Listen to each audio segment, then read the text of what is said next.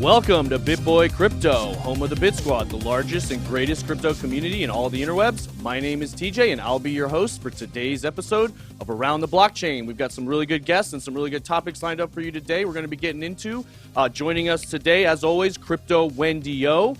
He shared a great low-cap gem on his Twitter earlier today, Mind Your Biz. CryptoFace, our favorite shorter here. He's got some, I'm sure, some action to share with us today. And the one and only Ben Armstrong back from Nashville off that fresh meeting with the BitSquad. Everybody had a really good time. So the topics we're going to be covering today, the Reddit effect on crypto. We've seen the leaders of Wall Street Bets getting involved in crypto, starting a new Reddit thread that blew up really, really fast. So we're going to talk about, will that impact things? Will we maybe see some more meme coins pumping again? Or will it just be pretty much just like it's been before? We're also going to be talking about crypto pumps as ETH is disappearing off exchanges, and probably the biggest news over the weekend, the Cardano summit, and the big announcements that came from that. So real quick, before we get into any of that, though, we'll look at the market real quick, because we did do a market update, because we have seen since this morning prices dropping just a touch. We got Bitcoin coming in right now at 42,740 and Ethereum back under 3,000 right now. So that's probably, I don't know if CryptoFace saw some of that coming. That's why I opened that short, but very recently saw a nice little dump for Ethereum. So we'll be getting into that a little bit later today. Pumpers, really not a whole lot of significant action right now with that recent dump. I mean, 7%, 5%, you know, we've got Phantom with a 3%, but that's all pretty negligible when it comes to crypto. So let's just jump right in with the Reddit effect on crypto. Like I said, we saw Wall Street Bets starting, you know, they had Satoshi Bets and some other things that kind of dabbled in crypto, but now it looks like they're really making a big push to get into crypto and talk about crypto. So, Ben, do you think we're going to see another resurgence of meme coins like we saw Safe Moon and Dogecoin and, you know, Elon Pump, Elon Gate, all these, every rebrand of Dogecoin, Shiba Inu, all that kind of stuff blowing up, and that really seemed to resonate with the GameStop AMC crowd. Do you think we're going to see that kind of resurge as this blows up? But before you answer that, I forgot to do the score again, so let me do that. If you're new to the show here, you'll see in the bottom right hand corner there's a score box for each guest. If you like what the guest is saying, drop a +1 in the chat. I'll know to give them a point. And if you have any questions for the guests you'd like to hear me ask them, whether it's Twitch or YouTube, drop it in the chat and I'll try to work it in if we have a free moment. So Ben, back to you with that first question. What do you think about meme coins returning? Dear Lord, I hope not. Certainly hope we don't see a return of meme coins. I mean, that was kind of, you know, that I think in a lot of ways that is one thing that, you know, led the market to be overly hyped and, you know, maybe run out of steam. And, you know, these coins, they offer absolutely nothing. And, you know, they've got such wild communities where the people in those communities understand that they're worthless, like understand they don't do anything, but they attack everybody out there that says the obvious that we all know, which is these meme coins do nothing. Safe Moon, thank God, has finally taken like a bunch of hits and is not looking like a good option for people because it's a very dangerous project and has been for a long time. Shiba, same thing. I put Dogecoin in a slightly different category. It's an old crypto. It's got a little bit of use case. But you know, I mean, we were talking at the gym just a little bit ago before we got here about, you know, do I think that it could hit $1? Do I still think Dogecoin has an opportunity to hit $1? I would say absolutely. It definitely has a chance to hit $1. If we think Bitcoin's going to go to 100,000, Ethereum's going to go to 10,000, why could Doge not hit $1? I think, you know, kind of like we looked at Solana where we were saying like, okay, well, 250 might be the top, maybe 500, something like that, and just kept running and running. And then it was like, okay, well, what is reasonable for Solana? Then we had a giant pullback. So it's kind of the same idea with Doge, which was it was running. We were like, maybe you can get well above $1, but now it's had like such a significant pullback over the last few months that you know, even getting back to $1, you know, seems pretty difficult. But ultimately, if everything runs, you know, Dogecoin will probably run, Shiba will probably run. I don't know about Safe Moon, but I just can't wait until this. You know, I think we're going to see a transition between meme coins into community coins in the next couple of years. So do you think they are going to key in on Doge? Do you think that's one of the ones that's going to be in their crosshairs? Who? The Wall Street Bets Wall Street Bets crypto, yeah.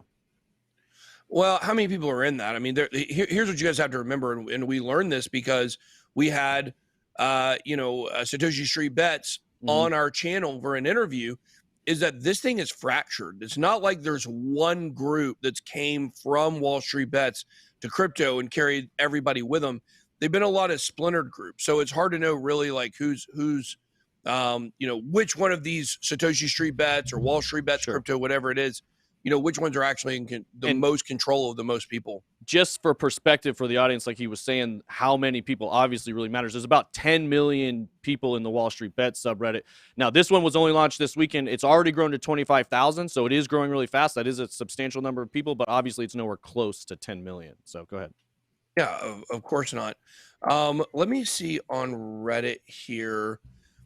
So just to put this in perspective, Satoshi Street Bets has almost 500,000. So 25,000, not really significant at all. Then the Satoshi Street Bets people, it's not like they've really made the market move, in any significant way. So I don't think this is, that big of a story, to be honest with you. All right. Well, Wendy, let me come to you with this one. We know we've seen in the past that Wall Street Bets has been powerful. We even saw some of the Robinhood and some of those apps stop trading on certain stocks just because of the impact of Wall Street Bets. Do you think we could see anything similar with this, or do you think there's ever potential for the crypto subreddits to surpass the Wall Street Bets subreddits? Well, we have to look at adoption rates right now. And even though a lot of people are invested in crypto, they think it's great, they think it's outstanding, we still have a lot of people that are still invested in traditional financial products. It's still very common that people take a small percentage of their paycheck, dump it in a 401k, IRA, whatever it is. So I do think it does have potential. I don't think necessarily right now. But one thing I will say that is a little bit interesting about this current Bitcoin cycle or crypto cycle is that compared to 2017, we actually have viable ecosystems in crypto where the money is flowing, which I also help think is keeping Bitcoin propped up. We have meme coins, we have NFTs, we have DeFi, and we have Bitcoin. And I think the money flows from these different sectors. I don't have a chart. I don't have any viable data that I can show you, but that's just a thought that I have. And I do think that we could potentially see meme coins rise again. But at the same time, we also have meme NFTs, and we're also seeing different subsets of crypto kind of come to light. So it's gonna take some time, I believe. Yeah, no, that makes sense. So Mind Your Biz, I'm not sure. Let me just ask you this. What is your feeling on meme coins? Do you buy meme coins ever? Buy meme coins? No. Mine them? Sure. Here's the thing. Dogecoin is merge mineable with Litecoin. And people who are into crypto mining already know this.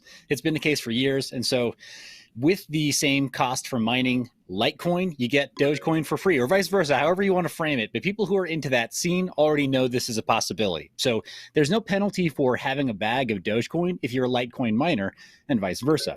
Now, the strange phenomenon this last year has been that people who previously were Litecoin miners have discovered that the amount of profit per hash in terms of having an ASIC miner, one of these giant shoebox looking things that is really hot and loud, that previously got them a lot of Litecoin, it's completely flipped. So now they're getting a lot more Dogecoin for the same amount of electricity spent on mining. So it's kind of this weird thing that's happened more recently. But to answer your question, yeah, I mess with meme coins, but only when I get them for free by mining. There you go. But, well, I mean, other than the cost of your power, obviously. Sure, yeah, and the cost of your power. That's the thing. It's always a dollar cost average strategy with a subsidy that comes from the cost of your power. That's mining in a nutshell, if you want to frame it in sort of investor terms. But as far as this whole thing happening with Reddit, look, Reddit is powerful. It's very, very powerful. We cannot discount the power of stupid people in large numbers, or of smart people in large numbers when they congregate on a platform like Reddit. And that's the thing. When it comes to these kinds of Reddit or subreddit groups, we have examples of groups that also have really large buying power and a lot of social sway. The meme makers and the taste makers over on Our Cryptocurrency. So huge shout out to Justin Ehrenhofer and some of the known good actors in that space. Right, there are some people who maybe don't do it right, but there are some people who absolutely do. So we probably need to give attention and give credit and kudos where they're due. But that's a group that has well over 3 million subreddit users now, Redditors in that subreddit for Our Cryptocurrency. So I don't think you're talking about the same category here when you have a brand new upstart with the former Wall Street Bets group saying all right, cool, we're gonna really, really focus on meme coins and all the meme stuff mostly. I don't think that they're this credible threat in the same way that the established groups that have spent years building up karma in the Reddit system have done. It's a very different animal. And beyond that, you do have a very, very heavy-handed moderation team over at Reddit. So if something happens, it starts to look like too much manipulation, Reddit can shut it down. It is a centralized platform, and Reddit has been known to shut bad actors down before.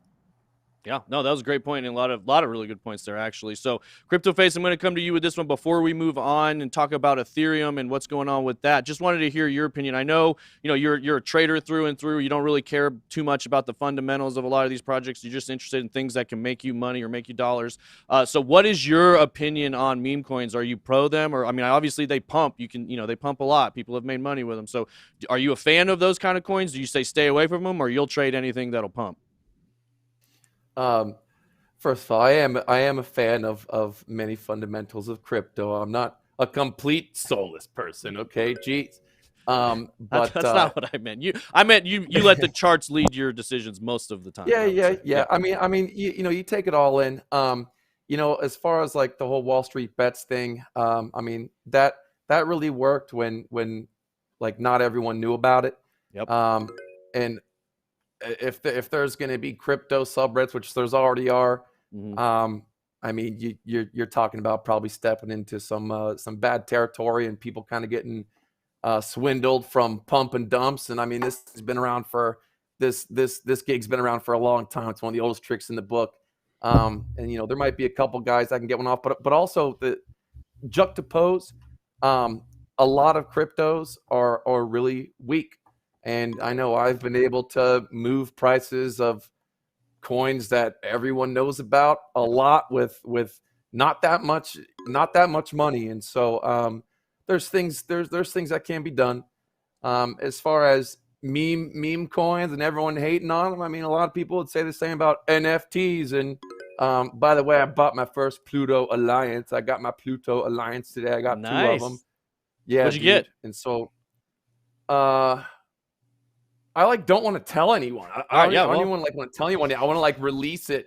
I'll do a video on it. But I got a little Chewbacca guy with a wolf, the X-Men looking Cyclops thing, and then something else. And I paid a good penny for him, man. So I see that there's something that's going on. But I didn't know that. I didn't know it released it. I'm mad at you guys for not telling me or whatever. So I almost paid $300,000 for a little Pluto Alliance. Hey. So, 90%, just like anything, just like music, just like video games, like movies, 90% of it sucks. And it's the same thing with crypto and the same thing with Reddit and everything else. 90% of everything sucks. And there's a couple memes that squeak through. All you guys got all worked up about meme lawn. Everyone's saying he was fudding Bitcoin when he put a stupid meme of the husband and wife in bed, and people wanted his head. People said he was trying to kill Bitcoin. He put a meme.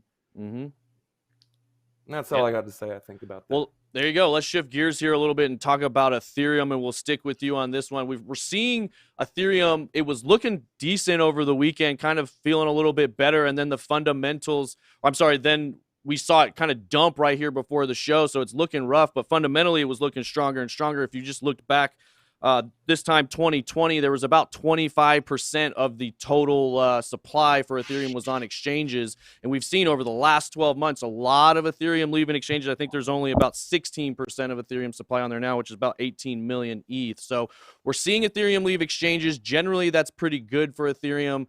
But the price is still continuing to go down. We're getting reports left and right that, institutions, I think I heard, was it Morgan Stanley bought a ton of Bitcoin in the last week or so. So we know institutions are accumulating Bitcoin, accumulating Ethereum, but we're still seeing the price fall. So Face, I know you had a short open. So I was going to ask you, did you see this coming, or what was it that gave you this indication that we might see a recent dump? And I guess if you want to update us on that, I don't know if it's open or closed. I imagine you probably did. You're doing pretty well in that position right now, I would think. Yeah, it's not too bad. I took some profit. I'm still in it. I can share my screen and give a quick little analysis if that would probably help me out here. Let me try to do this fast. Okay, you're all gonna see yourselves for 1 second here. That's right. We can see it in your glasses right now. Yeah. Yeah, that looks great. So yeah, honestly, trading right now super difficult. I mean, this past week, 2 weeks for me, I've been getting losing it and having to make it back, having to make it back, and finally, after like a week and a half, 2 weeks, it finally came up a little bit. But really, it's the 3 hour, the 4 hour, our momentum waves clipping right here. It looks the same on Ethereum, looks the same on Bitcoin. These can be big, they can be small. So I didn't really know how much the price was going to go down. I felt like it was going to go down. It's gone down. Money flow is coming up a little bit on here. We can go back and forth the time frames. Some time frames look good, some will look bad. I think it might be a frustrating week if we kind of just stay slow and sideways, because when that happens after 3 or 4 days, people start going crazy, and it's like a madhouse and trolls and everything. So I'm not really looking for anything too huge here, but yeah, just like the 3 and the 4 hour, and maybe when this comes down, maybe in like 3 or 6 hours, I'll probably exit this. I've already took some profits on it. I think that's pretty much about that. Okay. There was like another part of your question. I felt like I missed. There was something I wanted to say in the beginning that I forgot. I think I asked like if there was anything you saw that made you think this was coming. I think that was If I remember it, I'll you can hop back in. I'm trying to. Okay. All right. Yeah. If I remember, I'll. Oh yes. I remember. Okay. When you're talking about the Ethereum on the exchanges. Yes. So I don't know if that carries too much weight, bro, and I'll tell you why. And I know a lot of people love on-chain analytics, but as that price goes up, it's traded in dollars. You know what I'm saying? And so as that price goes up, institutions and retail and everyone else still have dollars in mind. And so, I'm pretty sure there was probably a lot more Bitcoin on exchanges 3 years ago, 4 years ago, because the price was way smaller. So, and there's a lot more things that affect the price, especially now, than just people. Whales. What are the whales doing when they're selling their Bitcoin? There's futures, there's derivatives, there's all kinds of binary options. There's a million things. And so, not saying that the information is useless, but it comes with a lot of salt, because the price is much higher, and there's going to be less of it on there. Yeah, that's actually a really good point. Ben, I want to ask you this. He mentioned derivatives there on Ethereum, and we know when a lot of the futures products and other trading products were launched for Bitcoin back in, I think it was early 2018, that kind of signaled the top of the Bitcoin market. And, we saw the price had a much harder time moving after that. Do you think we could be seeing something here with Ethereum? We reported not too long ago that institutions are getting more and more interested in Ethereum futures products and other Ethereum financial-based products other than just buying the asset itself. So do you think some of that institutional interest with derivatives tradings and future tradings on Ethereum could be part of what's suppressing the price a little bit? Are you asking me that, or were you asking? I was asking Ben, which I think he's muted. Oh, I'm sorry. All right. You're good. No, I'm not muted. And CryptoFace, you hush while I try to talk. You keep your voice down while Daddy talks. Yeah, Pluto Alliance. You hear me? Pluto Alliance. Pluto Alliance, brother. Listen, here's the thing. The answer to that question is no. Ethereum is not having a hard time moving because of these futures contracts right now. When you look back at 2017 and what happened with the Bitcoin futures contracts, you stated, TJ, that Bitcoin had a hard time moving. That is not true at all. Bitcoin had a real easy time moving. It was just all moving to the downside. Yeah. And so said moving the up, fact, right. So the fact is, there was a reason why that happened. It was the top of the market. It's not. If those futures contracts had been launched in September, it wouldn't have happened that way. They got launched at the end of the cycle. Now, of course, whenever you get towards the end of a cycle, you're going to have one pivotal moment that people are going to look at and say, like, okay, this was the top signal. And so for 2017, it was the Bitcoin futures contracts. But if they had launched in January of 2017, it wouldn't have happened that way. It was like that was the way that, or, that was just kind of the signifier of the top of the market. And so it's certainly true. Now, when you look back at Ethereum, when you look at our Ethereum to 2,500 by Valentine's Day prediction, which didn't happen. Of course, we know it hit it by Easter, but it did not hit it by Valentine's Day. The reason for that was because the introduction of the futures contracts. I believe that 100%. So we already saw the lull that comes along with the the new onboarding of institutional investment tools. So I think we've already seen that. So I don't think that's playing a big factor right now. I think overall, I mean, the derivatives market always plays a factor in the price movement. We hate the derivatives market when it comes to futures contracts. I mean, I don't mind leverage trading, but the futures contracts for the institutional investors, I mean, this is what allows them to continue having their stranglehold on the market. And then they do what's called baying the close, where a lot of times they'll drop the price, on the last Friday of the month, which we see consistently. But, overall, it's not good for crypto. We don't want this kind of stuff here, but it's here. We got to deal with it. Yeah, it does give them more tools at their disposal to use to manipulate the price in either direction. Yeah. And it also, you can buy as many futures contracts as you want on a lot of these things. They're not backed by real Bitcoin. They're not backed by physical Bitcoin. And so, I mean, and when we say physical Bitcoin, like obviously Bitcoin is not physical. It is a digital product. When we say physical Bitcoin, what we mean is the contracts have to be settled in actual Bitcoin. And so a lot of these futures contracts do not need that. They can be settled in US dollars, which means people can have as many contracts open as they want, which totally nullifies the supply of 18.8 million circulating. So it's a good way to manipulate the supply, basically, in what we call paper Bitcoins. Somebody, the same way. By the way, they're talking about in the basement right now. Somebody said Hamburglar costumes are on sale right now, by the way. So. I don't need a Hamburglar costume. It's still going to hit 100,000 by the end of the year. Okay. Well, Wendy, actually, you're going to be looking good in it, bro. I'll tell you, you're going to be looking good in it. And so wear it proud. Yeah. They're going to be saying by the end of this year, they're going to say, December, do you remember when CryptoFace paid BitBoy $10,000 to charity? But Wendy, I'm going to come to you with this one. We know that like some of what's been driving the Ethereum demand recently has been all these NFT sales. We've got a lot of NFT demand that's been sucking up a lot of the gas fees and just Ethereum in general, as well as the ETH 2.0 staking. So do you still feel like we could have a parabolic move to the upside like Ben was just referring to by the end of this year? Or do you think Ethereum's getting close to topping out for this cycle? I don't think Ethereum is anywhere near topping out. One of the aspects that we have to understand now too, with Ethereum's ecosystem, it's more than just trading. It's more than just kind of buying and holding trading. We now have all of these little like DeFi applications that are built on top of Ethereum. There's so much money with Ethereum that is locked up for staking, for farming, for pools, for all of this stuff. So a lot of Ethereum, you simply can't move it. And that's okay, but it also helps kind of stabilize price. And we're also seeing a lot of people buy NFTs that are Ethereum based, which that's another area that we're seeing a lot of Ethereum go to. So I don't think that Ethereum is anywhere done. I don't think it's close to being topped off. I think it will continue to run with Bitcoin. When I look at charts, I generally like to look at Bitcoin and Ethereum and kind of compare them together, and they almost always kind of align up. So if I want to take a Bitcoin long or a Bitcoin short, I'll take a look at Ethereum, make sure it lines up. And most of the time I'll just open a double and let it ride because they match up so well. There you go. So you still feel, do you think we could, what do you think about 100,000 for Bitcoin by the end of this year? Do you think that's possible, or are you a little bit more conservative than that?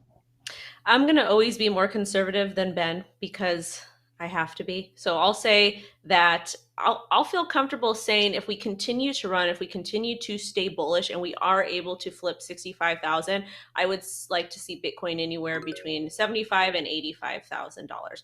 And as far as Ethereum goes, probably closer to 8,000. Okay. Because you're scared, Wendy. That's why. It's because you're scared. Because I'm conservative. Yeah, you're scared. I'm conservative. It's okay to be conservative. To this side of the moon. You want to know something? I know most things, but maybe you can add to my knowledge. Do you know a guy? I know a lot of guys.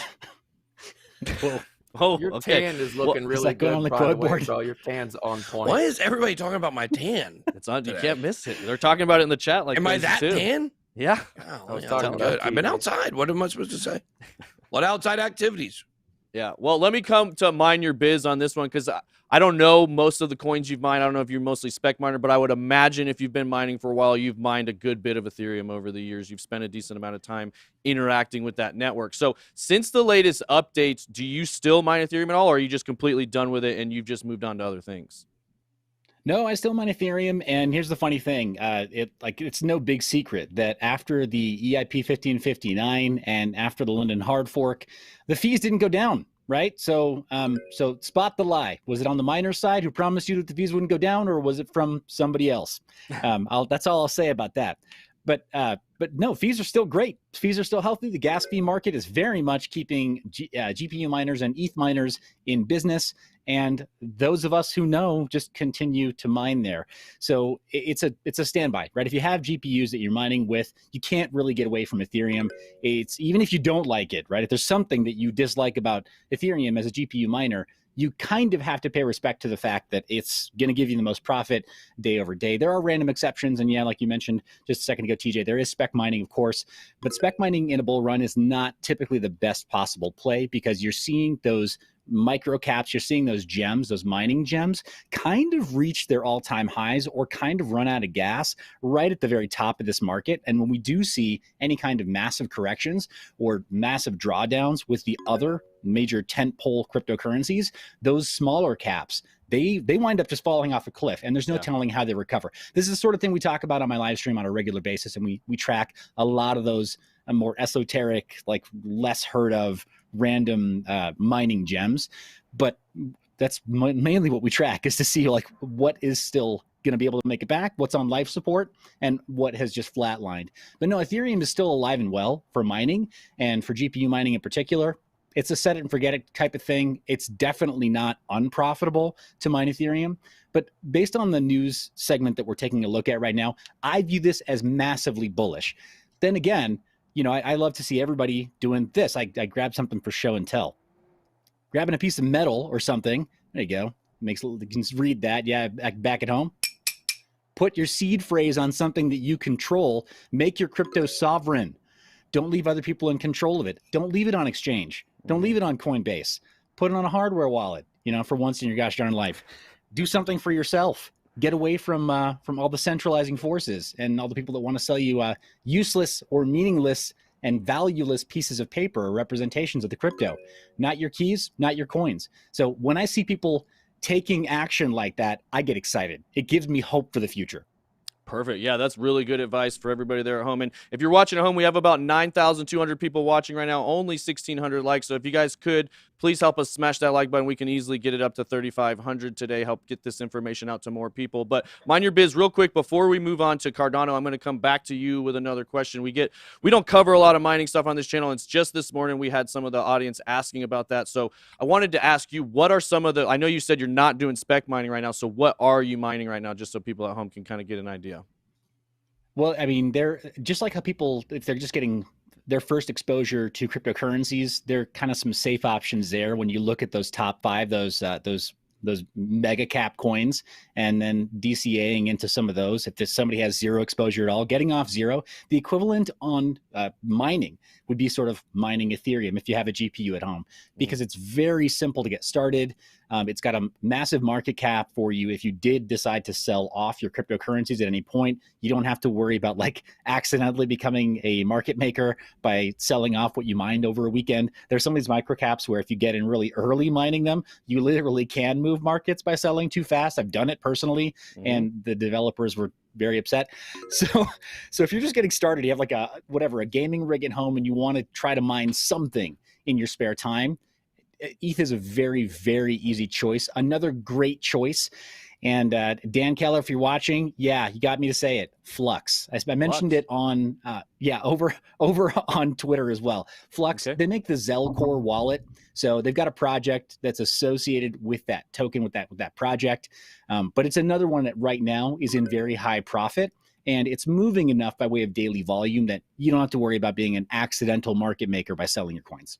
Perfect. So let's talk some Cardano. Where's our ADA gang at? I know our guy behind the board, BJ, there's a huge Cardano fan. I know we have a lot of hashtag ADA gang people in the chat generally. So if you are, go ahead and drop that in there. But they had their big summit over the weekend, a lot of big announcements, the biggest one being Dish Network and their partnership with them. It looks like Dish Network has about 19 million users, and they're going to be rolling some products out to about 8 million of their mobile customers. So this is a big company. It's one of the first Fortune 500 companies to give a big, a nod to cryptocurrency, so to speak, and say, yes, we're on board with this. We're going to be accepting it. We're going to be interacting with it long into the future. So this is a big partnership. Yeah, I see all the ADA gang in the chat. Thanks, guys. But Ben, there wasn't really a big price move from this. You know, there was a lot of hype around it. People were hoping going into this weekend that maybe after these announcements we'd see a big spike in the price, or maybe everybody would be moving up all week this week, and it hasn't really moved too much. So what's your take on that? Is there anything to be worried about with that, or is that just kind of par for the course? People just overhype, you know, conferences like that. What did move? What Basically pumped over the last week? Not much. You mean over the weekend? No, over the week. I mean, what's up for the last 7 days? It's not much. It's basically Seller Network, Ren, which Luna, which pumped today, XDC, Harmony, Perp Protocol, Axie Infinity, Tezos, Elrond. That's about it. So there's very few, and that's over the last 7 days. That's some of those that had gigantic pumps and then some retracements. So the thing is, when Bitcoin is moving down and the market is dumping, hardly anything is going to pump. So what we saw from Cardano in February was we saw Bitcoin kind of stabilize in a certain range. And so even though Bitcoin wasn't pumping, Cardano was pumping. If you go back to when Cardano had its biggest pump, I believe it was in May, actually. I think it was pretty much right leading into the giant market dump. It started running again.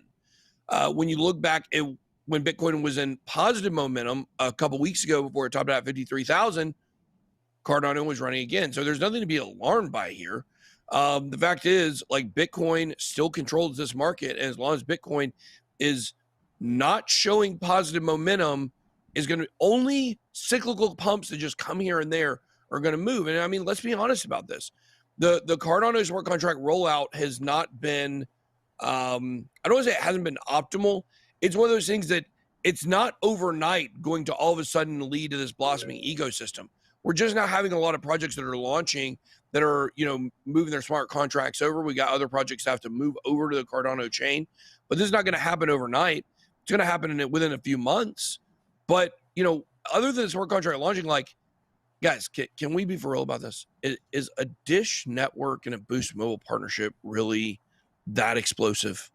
Is that really something where we're like, all right, this changes everything for Cardano? It's not, okay? Chainlink partnership. If a Chainlink partnership caused you to pump, every project would be up 100% every day because everything is partnered with Chainlink, okay?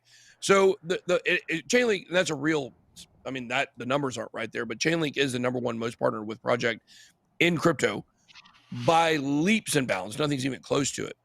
So look, a Cardano Chainlink partnership is not super sexy because kind of like we talk about the Elon Musk effect or the Chinese flood effect, like over time it has less impact. A partnership with Chainlink doesn't mean as much now because everybody's partnered with it. Dish Network and Boost Mobile, like, look, it's a big company. This is positive momentum, but it's not earth-changing information. There wasn't anything else that came out of the conference that I've heard of. So there's not a lot of super significant stuff. It was really a celebration of the launch of the smart contracts. And we're going to need Bitcoin to move up for Cardano to start hitting, you know, price predictions and goals. Yeah, I think what you said there was good. It seems like everything Cardano does has a very long-term approach, very long-term thought process. So like you said, a partnership like this isn't going to revolutionize things overnight, but it probably will have a much bigger effect long-term because we do know, you know, satellite networks, especially in certain parts of the world, is the main way they get their internet and is probably a main way we're going to be sending these kind of transactions in the future. So Wendy, it looked like you had something you wanted to add there on that point. Yes. Well, first and foremost, agree 100% what BitBoy said. We are still tied to Bitcoin. So altcoins will not always pump all the time. Yes, there will always be outliers because outliers happen. Also, too, if you like Cardano, smash the like. Yeah. Don't just hashtag in this chat, smash the like. Second tier, how many people that utilize Dish and Boost are in crypto, that know about crypto? Just because we have a massive mainstream partnership does not mean that particular demographic knows how to use crypto, knows what blockchain is, know what Cardano is, etc. So that's another key piece of information that we do need to kind of keep in consideration. Just because we have a massive partnership or announcement in mainstream, it might not always pump the coin because all of the money that's going to use to pump that coin is already in the ecosystem. Until you're actually getting people that are not currently in crypto to buy a particular asset, to invest in it, to use it for its utility, then you will see some sort of price movement while Bitcoin is going sideways. And another thing I'm going to say, we are in a range with Bitcoin, and we're going to see alts continue to range or continue to dump. Once Bitcoin either breaks above approximately 45.6 or Bitcoin breaks below, I want to say it's like 41.2, then that's when we'll see altcoins decide to make a direction. I entered into an algo position last night because I thought, okay, this is going to be easy, 10 to 13%. Figured I'd wake up, be able to, take my profit. We barely even moved. And that just goes to show that when Bitcoin is consolidating or not really moving too much, altcoins will generally do the same unless it's an outlier. Yeah, we've got some people in the chat here saying that Boost Mobile has a lot of connections to Amazon, and Amazon was actually looking at buying Boost Mobile at one point. So I that's unsubstantiated. I don't know if that's true or not. I haven't looked it up myself, but if that is true, that could add a lot more weight to this partnership and announcement, and again, potential for the future. But I wanted to ask, like, Mind Your Biz. Well, I mean, just on that note, like, just very quickly, I mean, people in the chat this morning were saying that Sprint owned Boost Mobile, and now Dish Network bought Boost Mobile, and now Amazon might buy Boost Mobile. What does that really say about the value of the company? Sprint definitely owns Boost Mobile. Yeah, and then I think Dish Network owns it now. Right, because they partnered with T-Mobile, which bought Sprint. There's been a lot of consolidation in that system in the last few years. We've seen a lot of the companies buying each other. Even AT&T had acquired Direct at one point, and it's mostly just to push their AT&T YouNow service. So we're seeing a lot of consolidation in that industry, but what's interesting to me is not as much here in the like, obviously we're all here in the US. We think about these as US products. What I don't know too much about is how much reach they have internationally and in other parts of the world. And that, I think, if we know Cardano's making a big push in Africa and other places that are less developed. So I'm not sure if Boost Mobile maybe is laying the groundwork in some of those places. We'll have to look into that a little bit more. But on that note, I wanted to ask CryptoFace, like, we know Cardano has been around a long time. We know they've got good, strong people that understand cryptography, that understand programming and development. They know how to build a network, but it's been glacially slow. I mean, it's been extremely slow this whole time. And Charles always says, like, that's because we want to do it right, not fast. We're looking for the long term. We don't care what anybody else is doing. We're just doing our own thing. Do you think that's the right approach, or do you think they would have been better off trying to get more out faster and trying to capture that first mover advantage, before there's so much more noise in the space? What's your take on that? Well, I guess we can say that since everyone owns Boost Mobile and Sprint and T-Mobile and Dish, and they want to be working with them, that Charles Hoskinson is funding 5G with Cardano. You can go to your 5G tower and buy some coins now. That was a crappy joke. I'm sorry, but I like it. This just sounds like, this just reminds me of just like a 2017-esque. This coin is partnering with BMW, and really it was just like two of the dudes at a bar drinking, saying like, yeah, maybe we can, do a little advertisement or something. So I mean, it kind of depends on what matters with these is like who's actually going to do something that's going to change something, and so I can't really think in my head of what Dish Network could use Cardano for. They don't. I believe they don't even take orders online, and I had Dish Network, and the customer service was terrible when I had them. But customer service is terrible with everybody now, so true. I won't fault them on that. Nothing burger to me. If anything, it's a sign that right now some articles aren't really producing bullish results, which could mean that we're either going sideways or sideways and down. I think it's kind of a nothing burger, and until I see proof of something. Yeah, you made a good point. You referenced 2017 when we saw a lot of major announcements that were basically nothing burgers or really nothing notable, but they were being hyped up like crazy. Do you think we're getting close? Like, is that a sign that we're getting towards the end of a cycle when we start to hear a lot of these announcements or these summits that are touted as these major things, and then it's really nothing to write home about? Yeah, it definitely could be kind of like a sign of desperation, You know what I mean? But you know, there was articles that were coming out, and there was a good few months left. So like I said, all comes down to, you know, how'd their testnet go? Didn't Cardano have some important launch, like a testnet or something? Yeah, I mean, they launched their smart contracts not that long ago. I think September 12th. So I mean, it's just now really what's getting up rolling. with that? Is anyone like using them or doing anything? Yeah, things are launching from what we understand, but you know, that's what's so interesting to me is like they really sold it like as soon as we launch this, everything's going to be porting over. All the developers are going to be coming over here because it's so much easier to use. We haven't necessarily seen that materialize yet, so that's why I was curious if like they're gonna.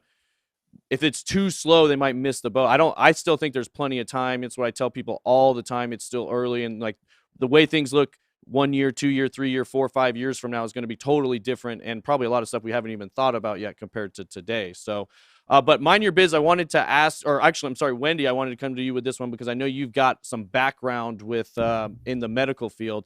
Another thing that came out of this announcement was the AI robot nurse. What is your take on that? How do you think people will feel getting medical treatment from an AI robot? Is this really the future, or are we very far away from this? And I think you might be muted. Anything that's automated when it comes to healthcare is an automatic no for me. I worked in HIV/AIDS for 7 years, and my clients in particular needed that in-person interaction. It is also proven that people who have any type of illness, they do better around other people. When you're isolated, when you're not speaking or interacting with other humans, generally mental health goes down as well. AI or any type of like automated thing when it comes to healthcare is just not going to work. It is not a good idea. You need to have an actual person that is reviewing things. You will get mistakes. There will be issues. It's going to cause a lot of problems. And I understand that companies do want to save. Well, somebody's posted here, medication error from nurses and doctors happen once every 23 seconds. I understand that.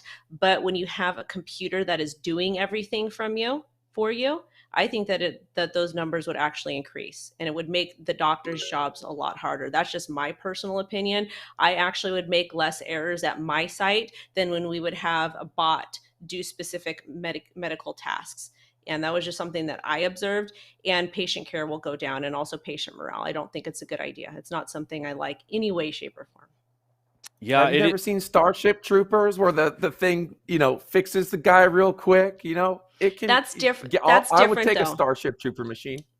That's different. That's like a war injury. When we're talking about somebody who has a chronic illness or something that's going to last for a while, they need human interaction. Even with babies, with young infants, when they're born, doctors always recommend doing skin to skin and being with the actual parent.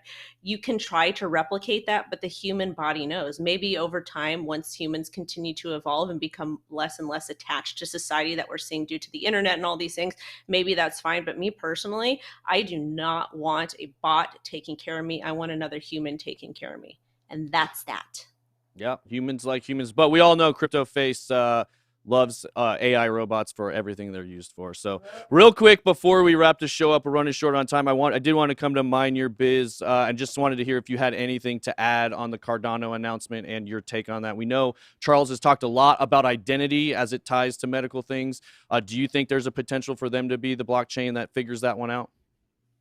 Potentially. I mean, that's just it. I mean, there's no way to know for sure. And future-looking statements, we try to avoid them as much as we can in this space. And I think a lot like how Ben said before, right? Like just because it's an announcement right now that is between Cardano and a major player in one space, it doesn't necessarily mean we're going to see a face melting pump from that, or that it has to happen anytime in the next like quarter or half a year or whatever. It might take a while for anything to really develop from that. However, taking over medical records, man, medical records have been a thorn in the side of IT folk for years now.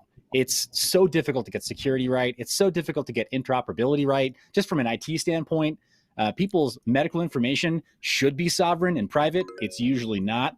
All kinds of problems already exist there, and blockchain actually does not solve them yet until it solves really good zero-knowledge proofs and really good privacy at scale first. Very few blockchains actually do that. And personally, I've yet to see Cardano do that to my satisfaction. I wouldn't want my medical records on Cardano today. That's me. I'm going to say a final thought Perfect. on this. Okay, so medical records can 100% be utilized via the blockchain with AI technology. That's fine, just as long as you have a human that's actually verifying them. The biggest issue in healthcare, the reason why things are so messed up, number one, HIPAA, which we all just found out that HIPAA is like the biggest scam ever. And also, two, when we're talking about having like AI come into place, the programs that the hospitals, that doctors' offices use are complete garbage. Once those are actually fixed and upgraded, then things will begin to change. But what happens is you have a monopoly of these healthcare databases, and they don't work. They do not do what they are supposed to do. I help personally integrate, and they don't talk to each other. They don't. I personally help integrate a brand new medical database into where I was working at before I got to crypto full time, and it didn't work. And the company refused to listen to any of our input, and we had so many mistakes and errors. So it's not the AI, it's not the actual healthcare workers, it's these the programs that they're utilizing. So once that's fixed, other things will be fixed. But that's my final take on that. Oh, that's perfect. That was a great way I think would be able to fix that. This the last thing I'll say is Jamie Dimon. Jamie Dimon did the same thing with Chase Bank, JP Morgan.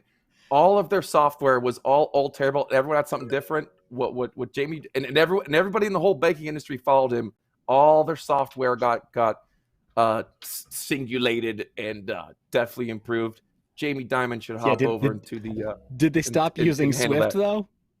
Yeah, no, I mean, that's a good point, though. I mean, that Chase did lead the charge with as far as technology and apps and a lot of that stuff. It is much better than a lot of the traditional banks. That being said, I don't want Jamie Dimon having my medical information any more than I want my bank holding all my funds. So, but it is a good point. He that doesn't mean he won't be the one to get it done, and we won't see that. I think if he does, it'll be in a very centralized way. I'm looking for a more of a decentralized way. But that's all we have time for today, guys. Really appreciate everybody hanging out. And just so everybody knows, the links to all the guest channels are in the description below. So please go through, follow them, like their videos, subscribe to their channel. They all have really good content that you could learn a lot from. So it looks like we've got Mind Your Biz with the top score today. So you've got 30 seconds to leave a parting message with the audience. Wow. Hey, guys, top message. Anytime that, first off, I really appreciate being on the show. Anytime I'm brought on the show, we have a great time. Such a diversity of opinions. If we all agreed, we wouldn't learn anything new, right? So thank goodness there are so many different opposing views and new things that we can synthesize new knowledge from. I'm just going to double down on that request. Sub to everybody you saw on screen today, yours truly included. But guys, thanks for having me on. Always a blast.